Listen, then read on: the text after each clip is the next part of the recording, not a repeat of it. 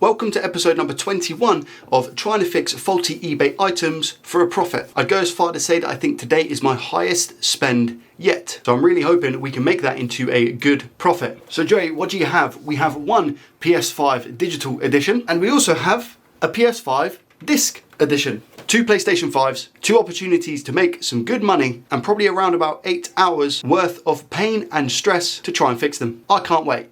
Let's get into it. Starting with the digital edition, which clearly doesn't have the disk drive on the side, we can see that we have a fair few scuff marks on the front of the console and as well on the side. We've got a big black mark running down here and what looks to be like some sort of coffee stain, which I don't know if you can see on the camera, also running down the side. Before we go ahead and test what's wrong with this console, a quick word from our sponsor, VIP SCD Keys. It's time to get rid of that pesky Windows activation watermark that you have on your desktop. First, head on over to VIP SCD Keys using the link in the description down below. Click on the Windows 10 Pro OEM license key option, which later on can also be upgraded for free to Windows 11. Then click on Buy Now and enter the special promo code JDT for a whopping 25% off your purchase. Check out using your preferred method. Mine personally is PayPal. Once your order has been fulfilled, which is almost instant, click on the option that says Get the Key, and this will display the key that you've just purchased, which you can, by the way, just copy straight into your activation screen. Once you've pasted the product key, hit next, then activate. And there you have it. You now have an activated Windows 10 Pro license. The back seems to be pretty self-explanatory. What I can see, however, is that the HDMI port does look a little bit skew with. Being honest with you, I can look at the eBay listings to see what's wrong with the consoles, but I think it's more fun for me to just work it out. And looking at that HDMI port, it might be that we have no display on this PS5. Plug in the power in, please don't explode. We have a little bit of a noise, which is always good news. I'll plug in the HDMI cable, but I'm not hopeful on getting an image. I'm going to try and power it on. Okay, we have power. You can see just at the top of the PS5, if I turn the camera brightness down, we have here our blue flashing light. What I'm now waiting for is for this light to turn into a white light. That way I know the console is definitely working, and it has gone into a white light. Again, I don't know if you can really see. There we go. That's a better image. This could equal quite a nice profit. What I like to do as well is, again, I've got loads of donors where I can replace the side of the console, maybe even the front chassis as well because of how scratched it is. What's awesome is that I've got my new Hakko soldering station, so I can use that to do our port and see if I like it. Here we have our new little soldering setup. Thought I'd show you it before I actually just went and plugged it in so you couldn't see it at all, but the Hakko 951.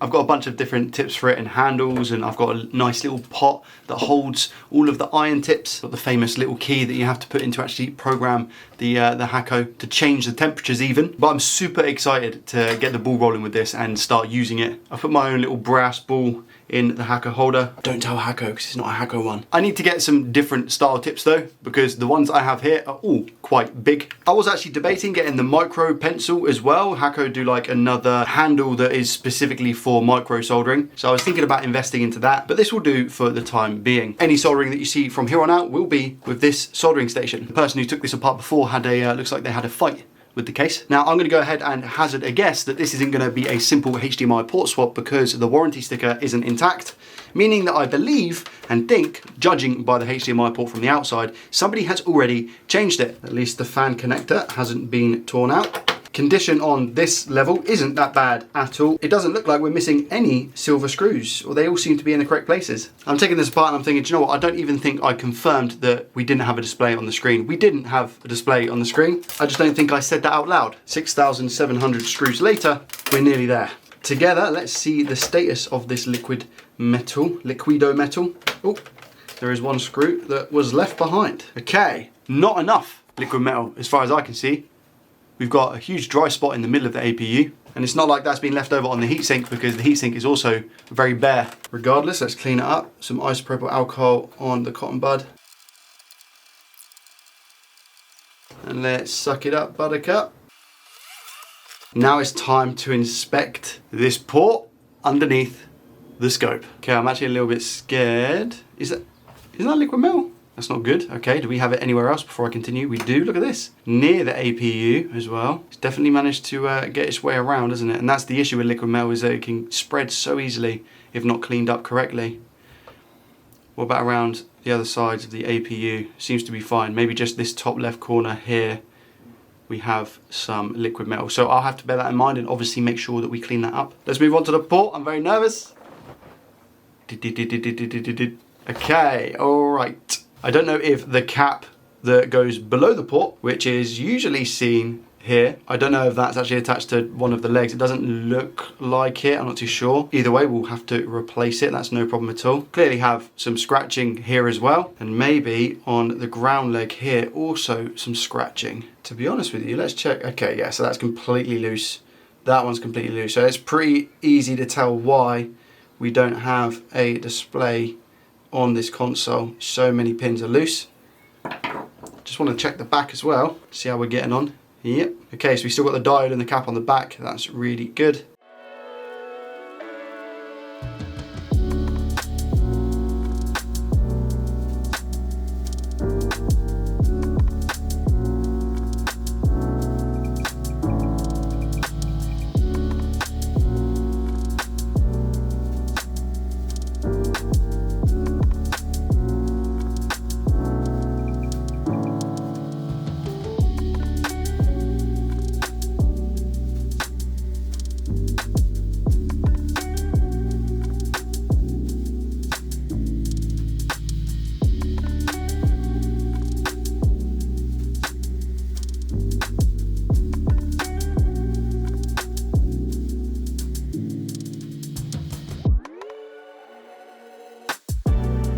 I'll intervene here and say that all of the soldering iron tips I have on the new Hakko FX951 were way too big for this job. The tip I'm using here is actually from my old soldering iron, but wasn't able to produce enough heat to do the job that I needed it to do. I then end up causing a few bridges and ultimately end up going back to the Hakko, putting a bigger tip on, and this process right here was buttery smooth. The only annoying thing is that you have the little capacitor, which is why you can't drag solder over the whole port, but we made it work.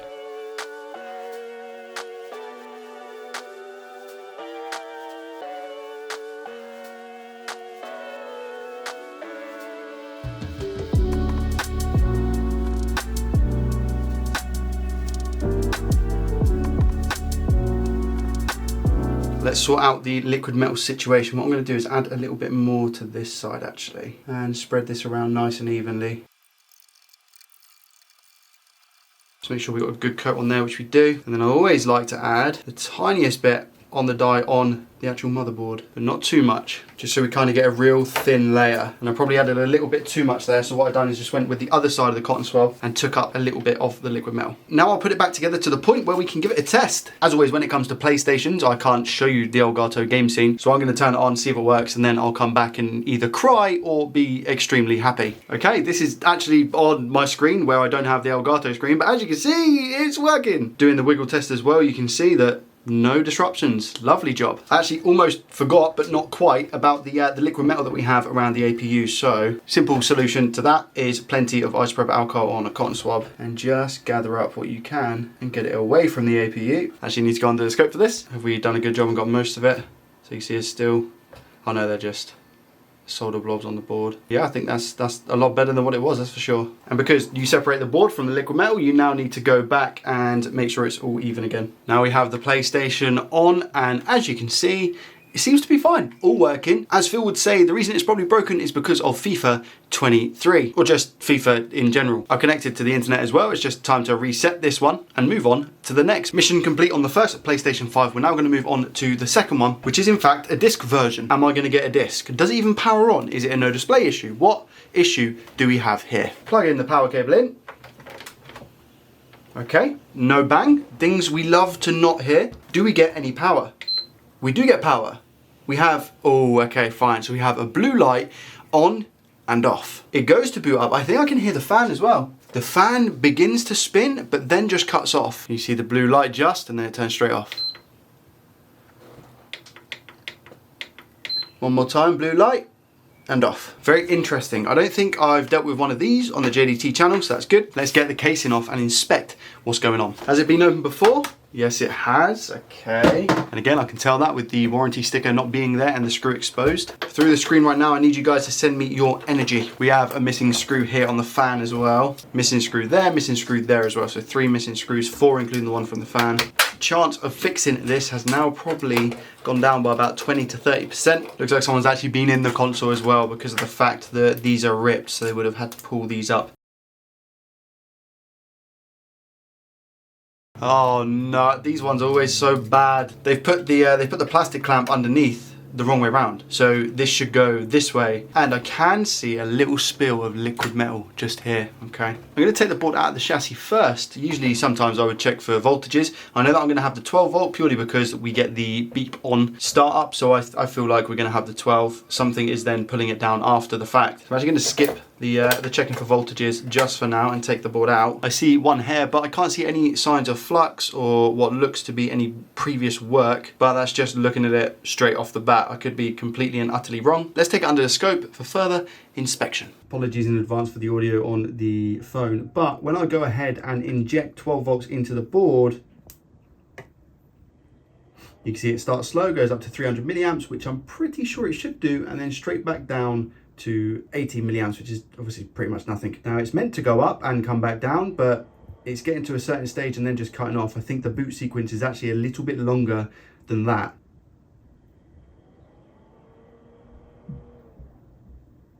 So yes, it's not liking something and it's just turning off. Ignore the dust that you can see on top of the power supply. It's not there, it doesn't exist. General inspections to start off with. Again, liquid metal was on the other side of the board just here. I want to make sure that that's not shorting anything out. I don't think it is because it's just on the rails, but the components around it as well.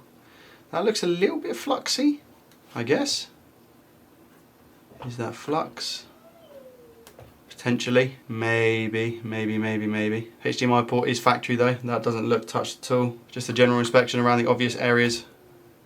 Don't see any blown components or anything like that. Is that liquid metal? Don't know, don't think so. Yeah, there doesn't seem to be any other leaks of liquid metal anywhere on the board, which is obviously good news. But I might stumble across some more later. Again, there seems to be this residue all over the board. Most likely flux, but I can't be too sure of that. Especially around the APU actually. We're gonna start, oh, what's that? Is that like rust? That coil has not had a good time. Yeah, I don't know if that's burnt out or something, but something to bear in mind, I guess. Okay, let's get inspecting. Now, I've pretty much done all testing that I can do with the board. I've tested the voltage rails, everything seems to be present and fine, and there doesn't seem to be any shorts around the Wi-Fi IC, for example, or on any of the caps around the whole board. Everything seems to be measuring fine, except this is a known good working PS5 board. If I go to measure this line, which goes through this chip into the SSD controller IC, if I measure here, just in resistance mode, we get a resistance reading of 69 ohms, sometimes 70, 71 ohms. If I go to the board that currently isn't working and I measure on the same path, we get a reading here of 37 ohms. So theoretically, it's around about half what it should be. There is a small chip here, but I don't think it's going to be that. I think it's going to be something to do with our SSD controller IC personally. And just to confirm, the working board is a 010, as is the board that we have, which is faulty, is a 010. Measuring around the Southbridge area, I get pretty much exactly the same readings on both of the boards. Another thing, I guess, which is definitely worth a mention. Down here, I believe you've got little vias for the RAM on the board. If I measure the good known working board, we have around about 30, 31 ohms. If I measure the faulty board in exactly the same place, the reading we get is a short to ground. Now, I don't actually know if there's an IC which controls the RAM.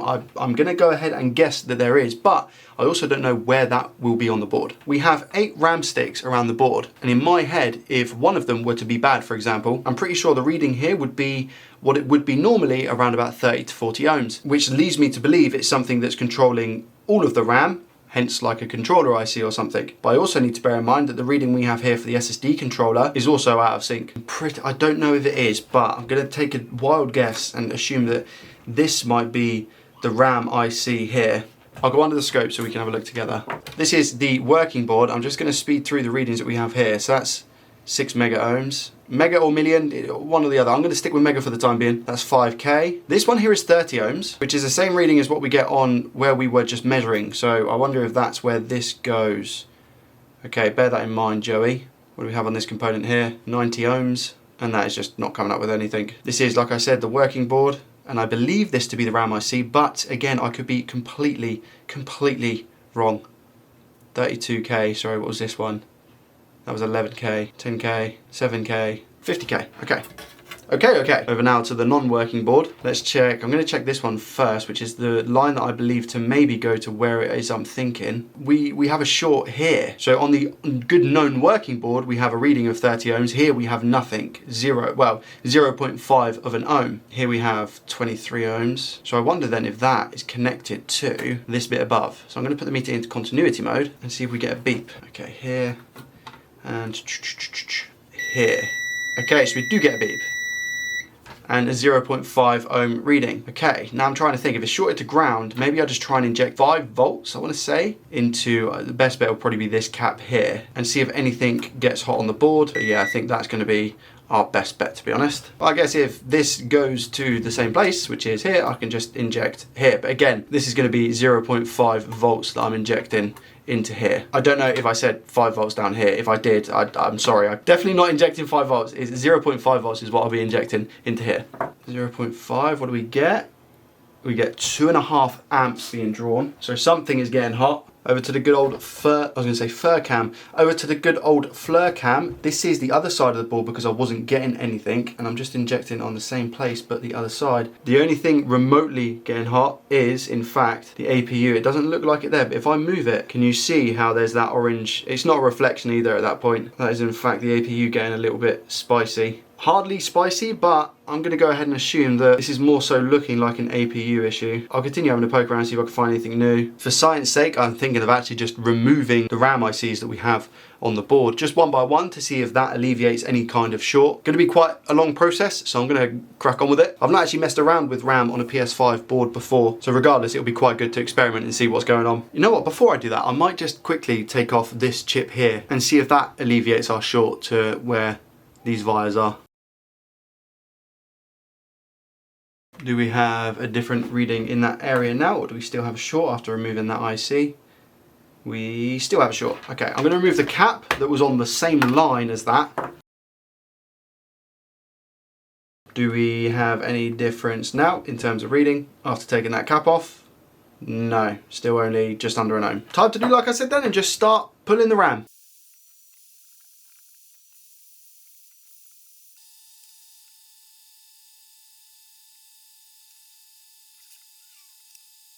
I've taken the RAM off. I just wanted to make sure as well that I went over all of the solder balls just to ensure that we didn't have any bridges or anything like that. So I think we're now all okay. As you can see, nothing seems to be touching, so it shouldn't mess with our readings from what I can see anyway. So if we now go over to where we were measuring before, that's only 4 RAM sticks taken off, by the way. We've still got another 4 in case this doesn't work. So if I go to measure in resistance mode, I will tell you exactly what it is that I get. I get 2 ohms, slowly climbing to 3, but again, there's a lot of heat in the board.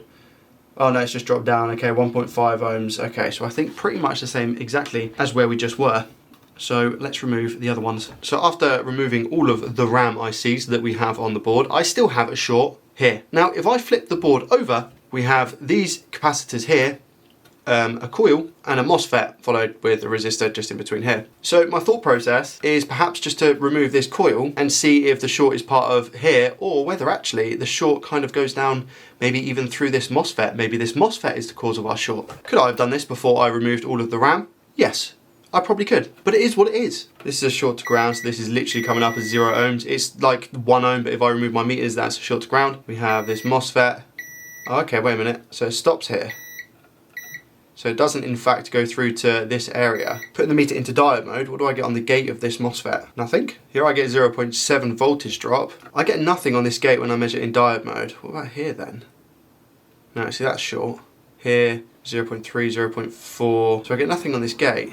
Let's take off this coil and see where that leaves us. Okay, is our short on here? Yes it is. So our short's here and not here. So this side is fine. So it's just carrying it over the short from here to here. So maybe it's one of these caps. I'm just going to remove these caps then and see if that alleviates our short. Okay, let's have a look. So all caps have been removed. I think 1, 2, 3, 4, 5, 6 caps in total. Do we still have a short? Yes, we do. So we still have a short on this line. So there's nothing on this side of the board now that can potentially be causing that short. And there's also nothing on this side. I mean, we have the wires here, which obviously go through to the other side. We have a little pad here, and then it goes down onto this pad here. But that's it. It doesn't go anywhere else. And I've injected voltage to see where this can potentially lead to, but nothing seems to be getting hot on the board, as well as the fact we removed this IC down here as well. So I'm actually very stumped with this one. Bad news being that obviously I haven't been able to fix this console. But the good news is that I'm going to go ahead and assume that all of these little parts that we have, the RAM ICs, the coil, and the other caps and components and stuff that I've removed, I can use because they seem to be good. I now need to just quickly find out which one was £180 and which one was £200 because it's going to affect Sally's spectacular spreadsheet. So I'm going to call it there with this PS5. I guess actually one more thing to do, because why not, right, at this point, is just to take the sticker off. Oh no, hold on. What's happened here? Back over to the scope. I was literally just about to call it and then look. What's that? Is that the... So, because my eyes are deceiving me a little bit here. So this is the tape that's covering it, right? Yeah, so this is tape that's covering. This is bare APU, but why is it like that? We have liquid metal on the side here. Someone's done some scratching, but it's all kind of like, it's all just flaking off, look. What's gone on? Maybe somebody's tried to reflow the APU or something like that, which might explain why we're having the issues that we're having. Is that loose? I think someone's maybe cooked the APU. I reckon now then that this is taking some serious heat because this is just flaking off. Oh, this liquid metal here, look, as well. God, and here, what is that? Because this is usually like a, just almost like a tape that you can just peel off once you've applied a little bit of heat. But this is just flaking off. Gonna clean this properly now with just a bit of isopropyl alcohol and a toothbrush. God, if that's a reason why this hasn't worked this whole time, that's gonna be crazy. I'm just making sure we don't have any big blobs of liquid metal. That's the most important thing. Shorting out the APU. No, we look okay. In which case, do we still have our short? Yes, I want to say. Yeah, it's still short to ground. Okay. Well, I don't think there's any point in me taking the APU off. I think I would actually struggle quite a bit without the proper tools and equipment to remove the APU from the board. Who knows, maybe that was our actual issue the whole time. Let's head over to Sally and see how we're looking. For today, we spent £380 on 2 PlayStation 5s. The one with the power issue was £180 and the HDMI fault one was £200. I spent £1 on the port for the HDMI fix, and I think I'll be able to sell the digital on its own for around about £280. I didn't fix the other console. Obviously I'm going to gain a lot of parts out of it. However, for Sally's spectacular spreadsheet, today we make a minus of £120 and 32p. Thankfully, I fixed one of them. So minusing the 120.32 from our total profit leaves us with £32 and 71p in the green, clinging on for dear life. Check out episode number 20 of this series right here. Have a great weekend. Thank you very much for watching, and I will see you in the next one. Peace.